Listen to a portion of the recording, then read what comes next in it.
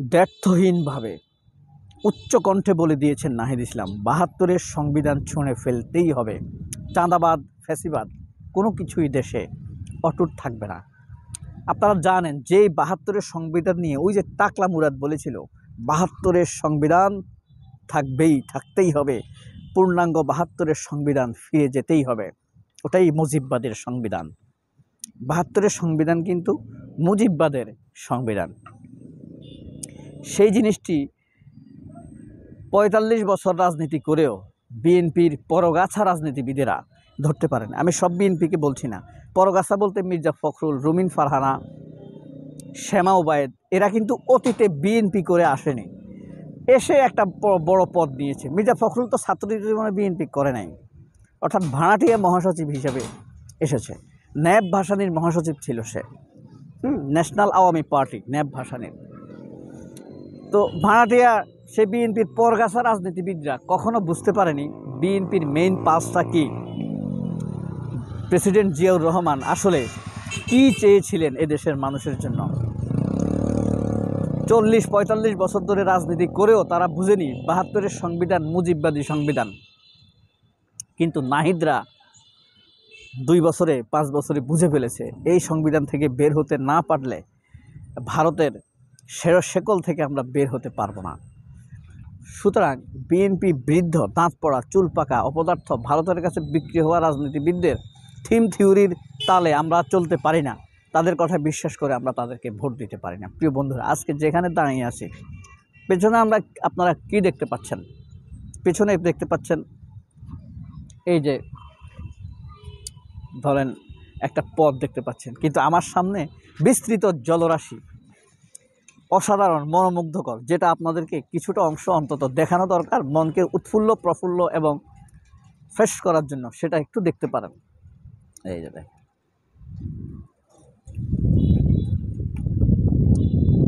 বিস্তীর্ণ অবির্দীর্ণ জলরাশির থেকে এবার পেছন পেরে দাঁড়ালাম। এতক্ষণ আমি ছিলাম ফ্রন্টে, অর্থাৎ সেটাকে সামনে রেখে আপনাদের সাথে কথা বলেছি।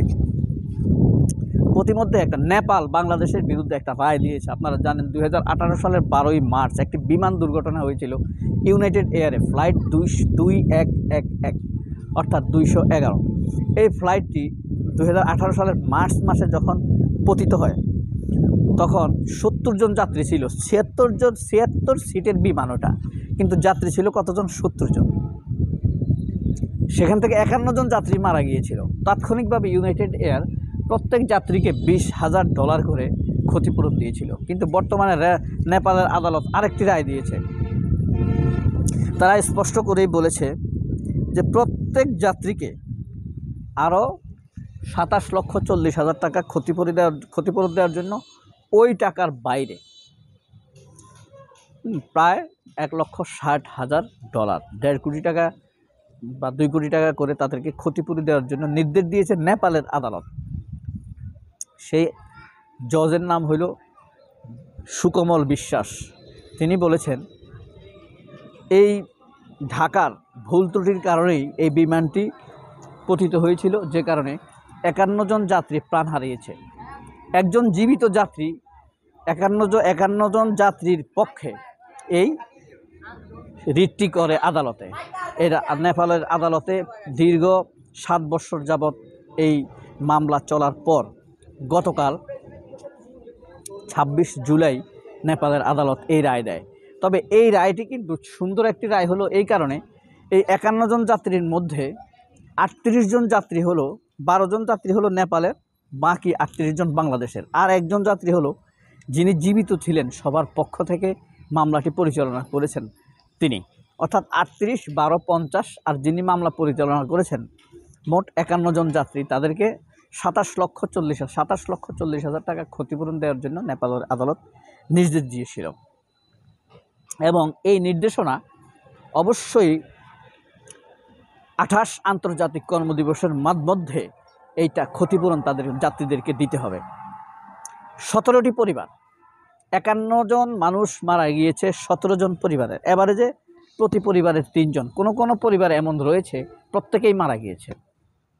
ওটা কিন্তু বিভৎস ভয়াল এক দুর্ঘটনা ছিল। ইউনাইটেড এয়ার, বাংলাদেশের ইউনাইটেড এয়ারটা কার? আপনাদের নিশ্চয়ই মনে আছে। কার এটা?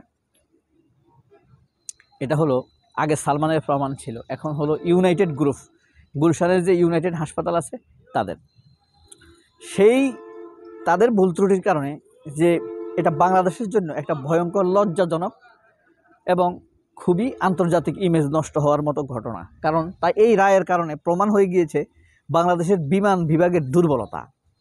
বাংলাদেশ এয়ারলাইন্সের এই দুর্বলতাটি যদি কাটিয়ে উঠতে না পারে, তাহলে ভবিষ্যতে বাংলাদেশের পাইলট এবং বাংলাদেশের এয়ারলাইন্স ভাড়া নেওয়ার ক্ষেত্রে অনেক ক্ষেত্রে পিছিয়ে যাবে। কারণ তাদের ভুল ত্রুটির কারণেই একটি ফ্লাইট ক্ষতিগ্রস্ত হয়েছে। ঠিক একইভাবে মাইলস্টোনে যে বিমান দুর্ঘটনা ঘটে এতগুলো ছাত্র নিহত হয়েছে, তাদের পেছনে কিন্তু বিমানের ত্রুটি ইঙ্গিত করে। কারণ পাইলটের অপদার্থ অদক্ষতার কারণে যখন বিমান দুর্ঘটনা ঘটে, তখন স্বল্প সময়ের মধ্যে ওই পাইলটকে বীর হিসাবে সাব্যস্ত করে মিথ্যা রিভিউ লেখার মাধ্যমে। মানুষের কাছে ভুল মেসেজ চলে যায় একে একে শেয়ার এবং লাইক কমেন্টসের মাধ্যমে।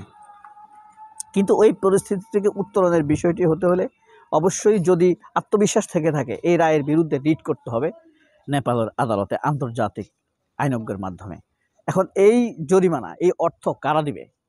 এই যে 17টি পরিবারকে, 51 জন মানুষ নিহত হয়েছে 17টি পরিবারের, এই 17টি পরিবারকে কারা দিবে এই অর্থ? United air. কারণ ইউনাইটেড এয়ারের ত্রুটি বিচ্ছুতির কারণে এই বিমান দুর্ঘটনাটি ঘটেছিল। আদালতের রায় সেই জিনিসটি সুনির্দিষ্টভাবে দিক নির্দেশনা দিয়েছে যে 28টি আন্তর্জাতিক কর্মদিবসের মধ্যে অবশ্যই 17টি ক্ষতিগ্রস্ত পরিবারকে এই অর্থ পৌঁছে দিতে হবে। যদি এর ব্যত্যয় ঘটে তাহলে এই জরিমানা হয়ে যাবে দ্বিগুণ। রায়ের মন্তব্যের স্পষ্টভাবে যে জিনিসটি লেখা আছে, যদি এর বাইরে ঘটনা ঘটে তাহলে অবশ্যই তাদের দ্বিগুণ জরিমানা করতে হবে। তা $27,00,000, $27,40,000, তার মানে তখন হয়ে যাবে $54,80,000। এই পরিমাণ অর্থ প্রায় 70 কোটি টাকায় পৌঁছে যাবে।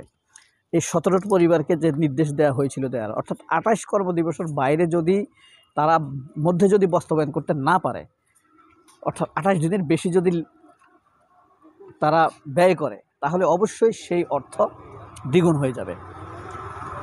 এ কারণেই নির্দেশনাটি অত্যন্ত কড়া এবং এটা কিন্তু চূড়ান্ত রায়। আপিল এতদিন যাবৎ চলেছে, আপিল শেষ হওয়ার কারণেই এসে শেষ পর্যন্ত এই রায়টি প্রকাশ পেয়েছে। আমরা এই রায়টিকে স্বাগত জানাই। ন্যায় বিচার যেখানেই ঘটুক, যাদের দ্বারাই হোক, ন্যায় বিচার একটি আল্লাহ তাআলার পরম আশীর্বাদ। বলা হয়ে থাকে যেই দেশে ন্যায় বিচার আছে সেই দেশ কখনো অবনতির দিকে যাবে না। আল্লাহ ন্যায় বিচার অত্যন্ত পছন্দ করেন, ন্যায় বিচারকে ভালোবাসেন। সবাই অনেক ভালো থাকবেন। আল্লাহ হাফেজ। আসসালামু আলাইকুম।